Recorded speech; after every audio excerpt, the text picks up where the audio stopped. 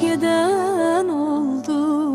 Ellerini üzüp menden yarım bir baş geden oldu.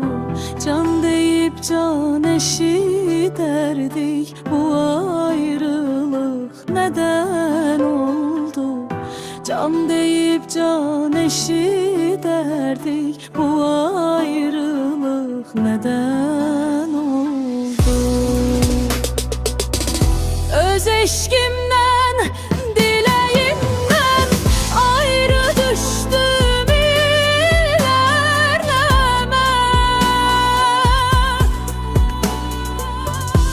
Öz eşkimden, dileğimden ayrı düştüm ilerlememe.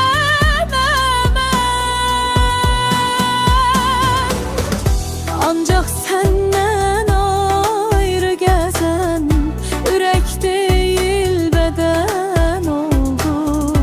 Yürek değil beden oldu, beden oldu. Ancak senden ayrı gezen yürek değil beden oldu. Yürek değil beden oldu, beden oldu.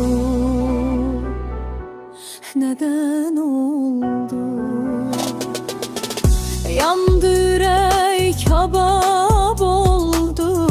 Gül bahçalar xezan oldu. Yandı yürek, kabab oldu. Gül bahçalar xezan oldu.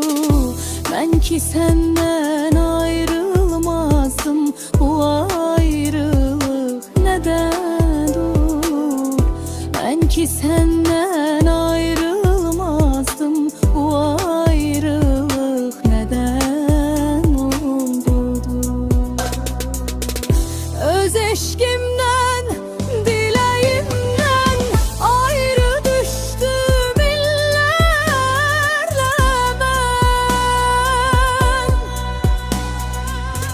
Öz eşkimden, dileğimden ayrı düştüm ilerlemem.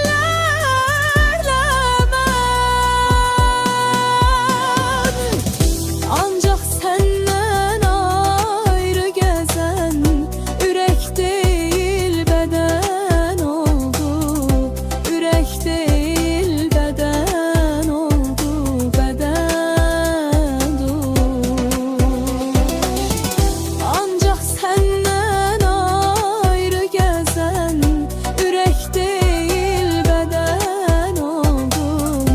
Yürek değil beden oldu, beden oldu.